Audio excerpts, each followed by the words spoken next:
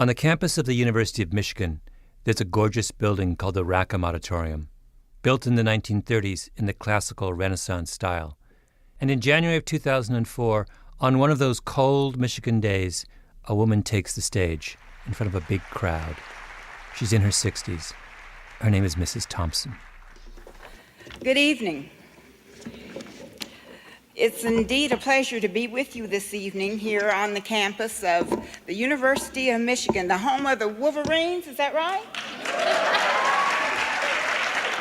And I heard you had a game last night and you only lost it by 2 points, huh? She tells a funny story about how she was once invited to speak at Nassau and thought she was going to the Bahamas, only to discover that it was Nassau County, Long Island. She talks a little bit about her childhood and her family. Then, right in the middle of her talk, she starts reading a notice of termination sent many years ago to a teacher named Darla Buchanan. Dear Miss Buchanan, due to the present uncertainty about enrollment next year, it is necessary for me to notify you now that your services will not be needed for next year. The students in the auditorium are rapt. This is not what they expected. But Mrs. Thompson goes on and reads all the way to the end. I think I understand that all of you must be under considerable strain, and I sympathize with the uncertainties and inconvenience which you must be experiencing during this period of adjustment. This period of adjustment. Remember that line. It's a nice bit of condescension and understatement.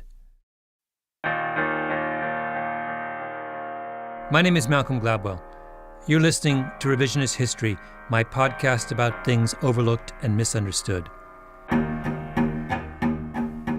This episode is about that euphemism in the letter read by Mrs. Thompson, this period of adjustment.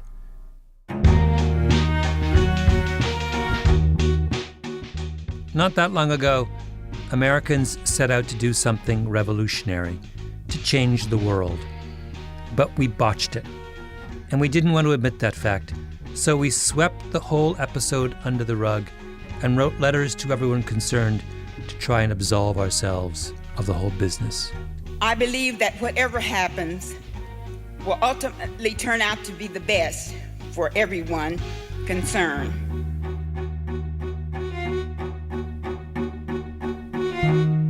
Yeah, right. The letter of termination to Darla Buchanan was written by the superintendent of schools in Topeka, Kansas, the capital of Kansas, a medium-sized city in the upper right-hand corner of the state. Like a lot of cities and towns in the United States, particularly those in the South, Topeka had segregated public elementary schools in the Jim Crow era. White children went to neighborhood schools. Black children went to a separate system of schools scattered around the city with their own black teachers and black principals. In the years after the Second World War, the leading civil rights group of the day, the NAACP, decided to start challenging segregation. Topeka was one of their test cases. They found 13 black families and asked them to go down to their neighborhood white school and try and enroll their children. One of the couples they asked was Oliver and Leola Brown. Oliver Brown worked for the Santa Fe Railroad. Later, he was a pastor. This is Leola Brown, from an interview she gave in 1991 to the Kansas State Historical Society. My husband, Oliver Brown, he was a heavyweight fighter. He used to fight in Golden Gloves. The Browns had a 7-year-old named Linda. The black elementary school she was supposed to go to was called Monroe. To get there, she had to walk 7 blocks, often in freezing weather, and cross a busy road, then get on a bus. The local white elementary school was Sumner, just 4 blocks from the Browns. Linda's playmates from the neighborhood all went there. So one day, as instructed by the NAACP, Oliver Brown took his daughter by the hand and walked her over to enroll at Sumner Elementary. As Linda said, when they got over there, that building looked so big there being a little kid and going up the steps. And then when they got ready to talk, they had her sit on the outside of the office. Dad went in, was talking to the principal. You could imagine how uncomfortable the conversation was. Oliver Brown was not supposed to be there. And the principal would have had no idea what to say to him other than, "I'm sorry, this is the way it is in Topeka," with little Linda waiting out in the hall. And she said she could hear the voices kind of getting a little loud. And he said, well, it wasn't him, it was the school board. That was the policy of the school board, and he couldn't do nothing about it, you know. So he could no way, he could not enroll Linda in that school without their approval. All the black families got the same answer. Your child is not welcome. So the local NAACP chapter sued the school board. Oliver Brown's name was put first, Brown versus Topeka Board of Education. It was bundled with a number of other desegregation cases from all around the country, more than 200 plaintiffs in all, went all the way to the Supreme Court. And on May 17, 1954, in one of the most famous legal decisions in American history, the court ruled in Oliver Brown's favor. The practice of educating black and white school children separately was ruled unconstitutional. It was a unanimous decision and had the broadest possible language which should set for rest once and for all the problem as to whether or not second-class citizenship segregation could be consistent any longer with the law of the country. I'm guessing you were taught about the Brown decision in school, or have watched a documentary on it. It's a milestone, but at the same time, it's a strange case. You could fill an auditorium with all the scholars who have a quarrel with Brown. I mean, just go back and read it. It's supposed to be a ruling in favor of Oliver and Leola Brown and the families of Topeka, but the court actually says something entirely different from what the black people of Topeka were saying. I went to Monroe School here in Topeka from grades 1 through 8. Listen again to Leola Brown's interview with the Kansas State Historical Society. On several occasions, Leola is asked about Monroe, the black school that her daughter had been attending. Leola grew up in Topeka. She went to Monroe as well, and Leola Brown makes it very clear that she loved Monroe. Right? Oh, it was wonderful. I tell you, it was wonderful. And had it not been for this walking, to school and going so far to school, we possibly never would have, done what we did. Later in the interview, the issue comes up again.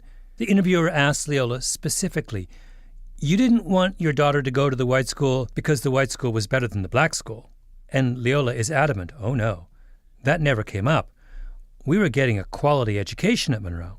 We didn't have any bone to pick with our school as far as education was concerned, nor the teachers, because they were qualified and they did what they were supposed to do. For Leola and Oliver Brown, the lawsuit was a matter of principle. They didn't think there was anything wrong with the quality of education at Monroe, the all-black school. They just thought that the Topeka School Board shouldn't be telling them where they could or couldn't send Linda to school, particularly if the only reason the school board could come up with was the color of Linda's skin. Now listen to the argument the Supreme Court makes in the Brown decision.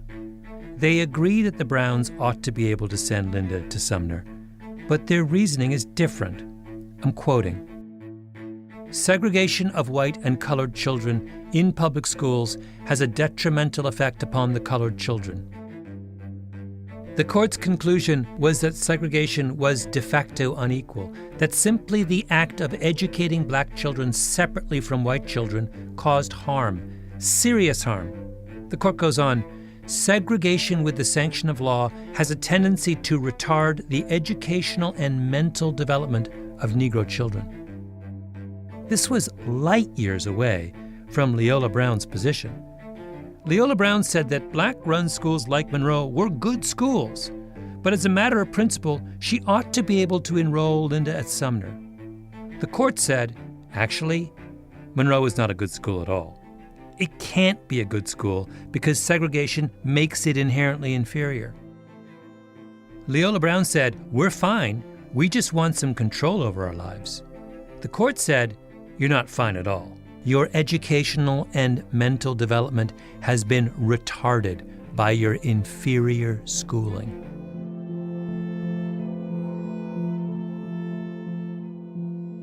Now, the court could have said something much more straightforward. How about this? Schools are where people make the connections that allow them to get ahead in the world. You cannot lock black people out of the place where social power and opportunity reside. That argument would have done the job, right? But the court doesn't say that. In order to condemn the discrimination the Browns face, the court instead makes the case that black people are psychologically crippled. The historian Darrell Scott wrote a brilliant book a while back called Contempt and Pity, in which he points out that there's been a long history behind this talk of psychological damage. It goes back to the days of slavery. It's always been incredibly useful for white people to explain the problems of black people as the result of something personal, internal. It makes their problems their fault. If you go even back to the antebellum period, you would see planners who would talk about how they have no sense of family. Now, of course, these are the very people who are selling people's families at the auction block. Right? You know, they're destroying families. But they would justify it in their minds by saying they have no sense of families. Another historian, Charles Payne, makes a very similar argument in his essay, The Whole United States is Southern, which you should read, by the way, if you ever want to be grabbed by the lapels. Payne argues that in the decades after the Civil War, Southern whites attempt to sell the rest of America on this way of thinking about race. They've basically imposed apartheid on the South through brute political and economic force. But they want, and I'm quoting Payne, to frame the issue in a language of separation, customs, our way of life, and social equality, language that constructed race in interpersonal and not structural terms. They want to pretend that racial conflict is just a psychological problem. So what does the U.S. Supreme Court do in 1954 in the Brown decision? It buys into the Southern way of thinking about race. Leola Brown and the other plaintiffs say, we have a structural problem. We don't have the power to send Linda to the school down the street. The court says, no, it's a psychological problem. Little Linda has been damaged in her heart. That may seem like a small distinction. Believe me, it's not. We're still dealing with the consequences. This is a little bit of a tangent, but I think it helps to explain why personalizing racial discussions is so problematic. It's about a wonderful bit of research done by two political scientists at Vanderbilt University in Nashville, Jason Grissom and Christopher Redding. Grissom and Redding start with a well-known fact. White students are far more likely to be in gifted and talented programs than black students. If your kid is in a gifted and talented program, you've probably observed this. Where are the black kids, right? Now you might say, well, that's simply a reflection of the fact that white kids, for whatever reasons, have higher test scores on average than black kids. So Grissom and Redding look at a large national sample of elementary school kids and say, let's equalize for test scores. In other words, let's compare two students, one black and one white, but they both are very high achieving. This is Grissom. Would that difference in probability that they are identified by the system as gifted, would that persist? And the answer is that it does. In fact, it's still the case that even when you look at two students who are similar on math and reading achievement in elementary school, a white student and a black student, that white student is still more than 2 times as likely to be receiving gifted services as that black student is. Gifted programs are supposed to be meritocracies, places where the brightest children are given a chance to shine.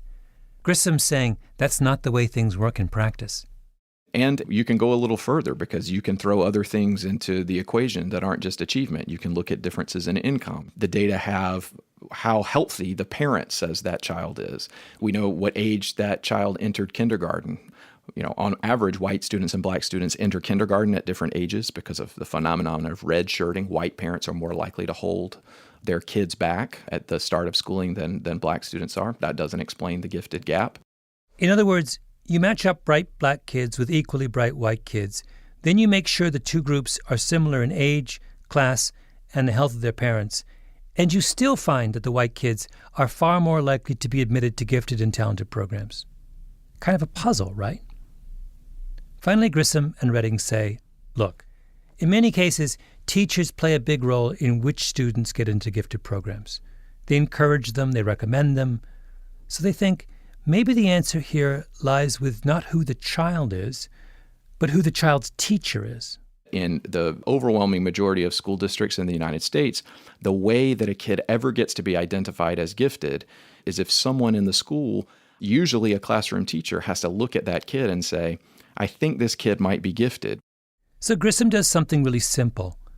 He looks at the race of the teacher. And what he finds is that for white kids, there's no effect. It doesn't matter. But not for black students.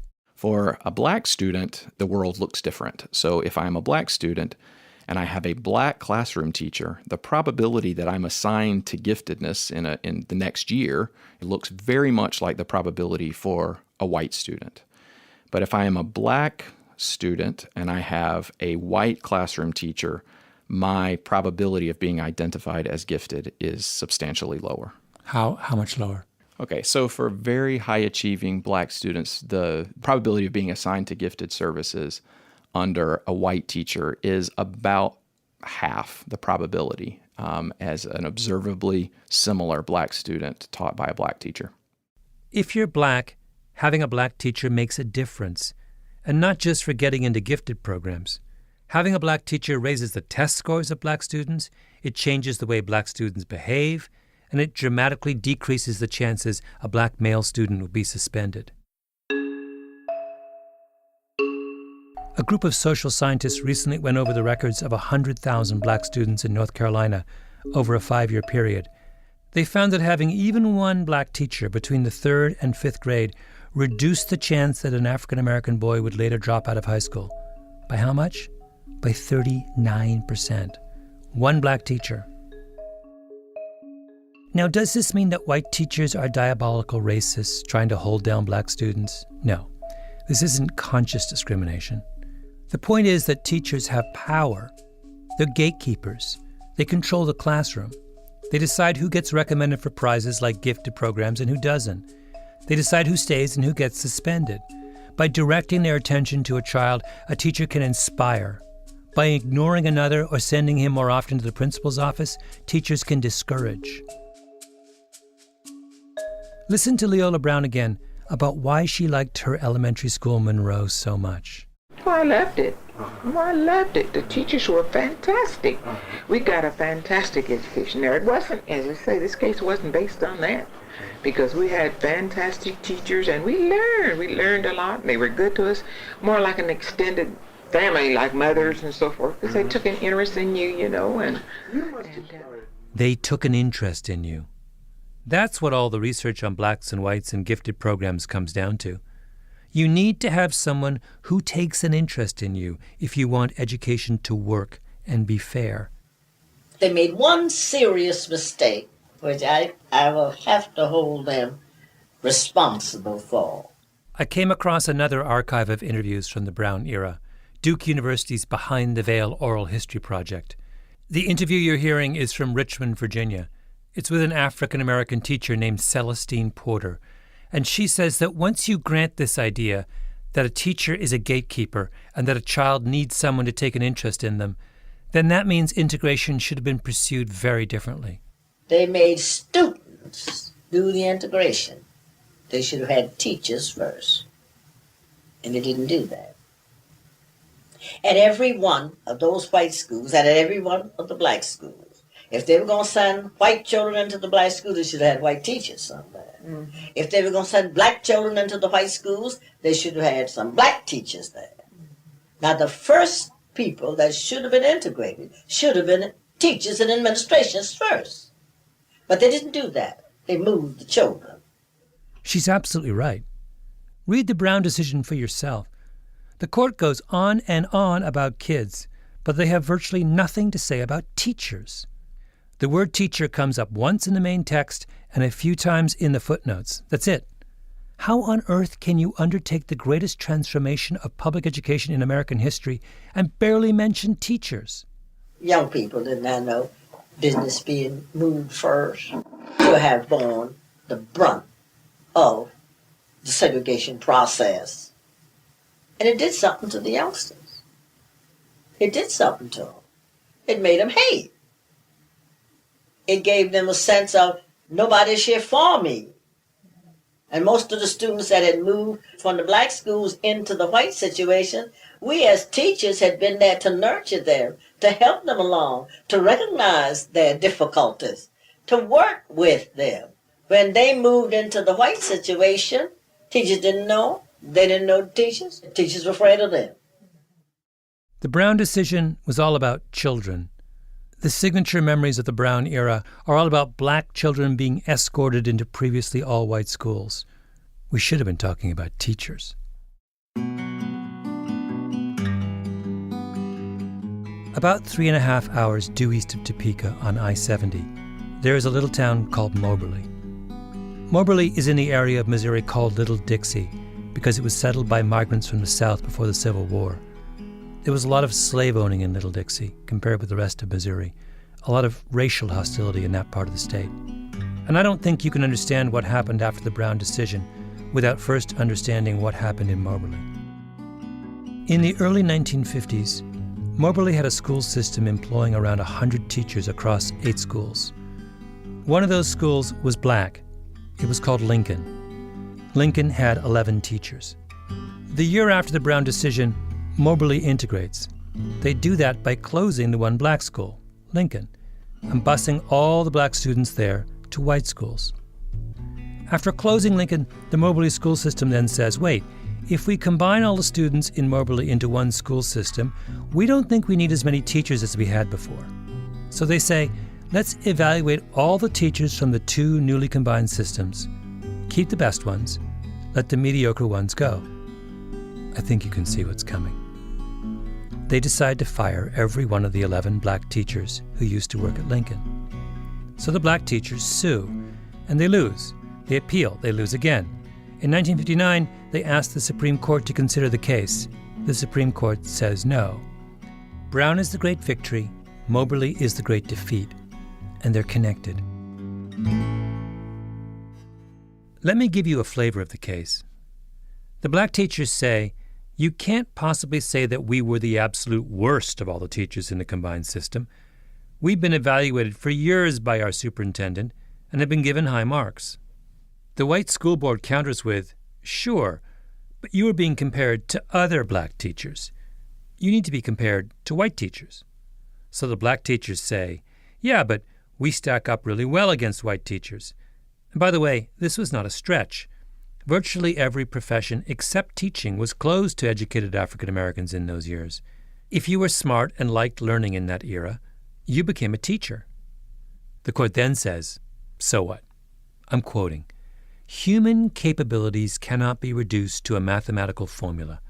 Intangible factors such as personality, character, disposition, industry, and adaptability vitally affect the work of any teacher. I think there's one intangible factor missing in that list, don't you? What could it be? Do you suppose it begins with an R? Forgive me for going on and on about this one obscure case, but you have to get the flavor of it. The plaintiffs say, wait, one of us is a superstar, graduate degrees, qualifications, ratings through the roof. Her name is Mary Ella Timoney. And the white superintendent agrees she's a star. But he says, I'm still not hiring her because, and I'm quoting here from the judge's decision, because she gave the impression that she considered herself superior to other teachers and was resentful towards authority. Resentful towards authority, you think? She just got fired. The judge simply can't get Mary Ella Timoney out of his head. I'm quoting again. It is unfortunate when teachers have an attitude such as this teacher has, and I do not mean to say that such attitude is limited to any race or color, but when it does exist, it vitally affects the teaching ability of the individual. She's uppity, an uppity Negro. Of course they don't want to keep her, because they understand the same thing that Leola Brown understands, and all the many academics who have studied what actually happens to black kids in the classroom understand, which is that educational equality is a function of who holds the power in the classroom. So Moberly, Missouri gets rid of its black teachers. And by the way, so does almost everybody else. Across the entire South, black teachers just get fired, left and right. It wasn't something done secretly, it was done right out in the open. There were something like 82,000 African American teachers in the South before the Brown decision. Within a decade, as the decision was slowly implemented across the country, about half had been fired.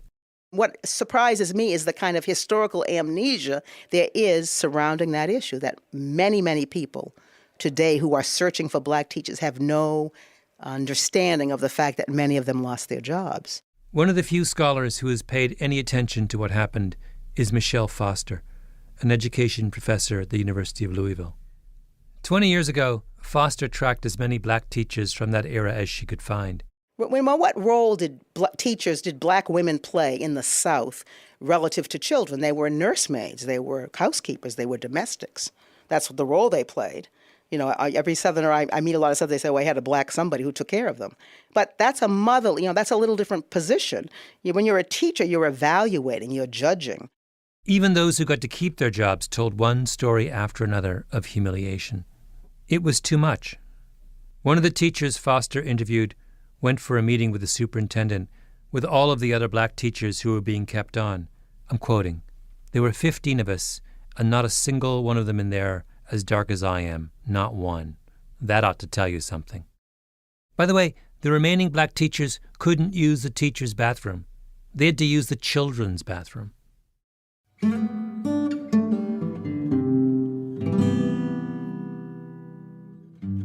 To this day, the ranks of black teachers in the United States have not recovered from the humiliations and mass firings of the 1950s and 60s.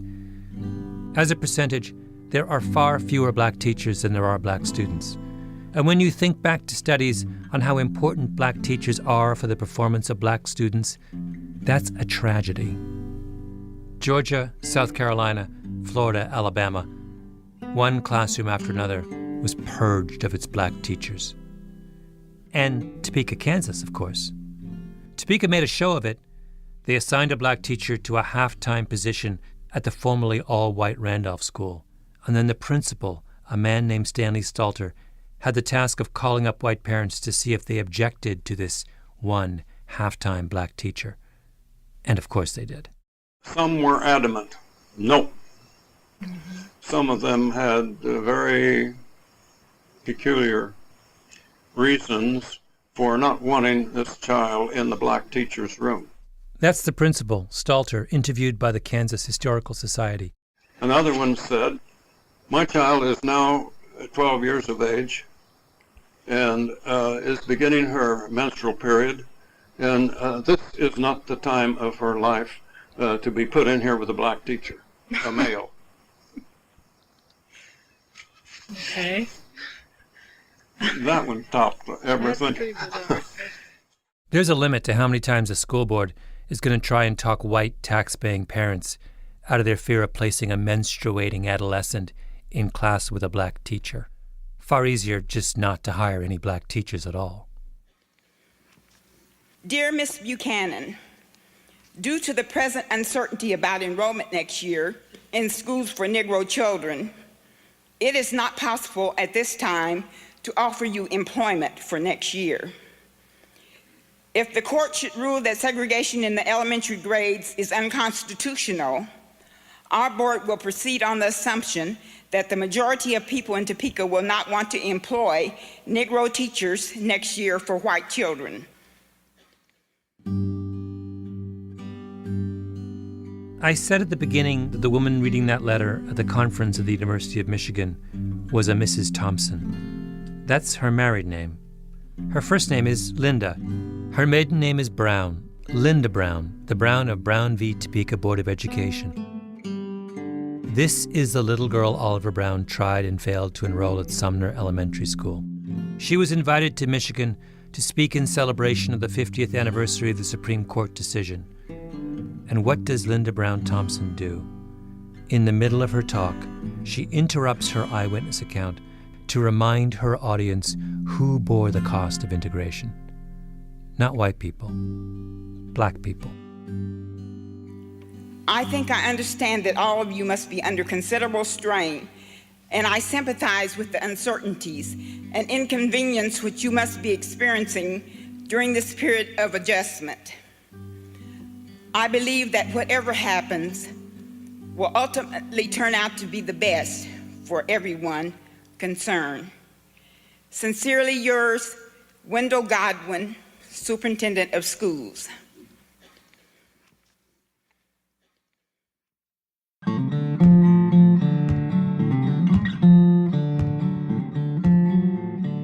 Revisionist History is produced by Mia Lobel and Jacob Smith with Camille Baptista, Stephanie Daniel, and Xiomara Martinez-White. Our editor is Julia Barton. Flawn Williams is our engineer.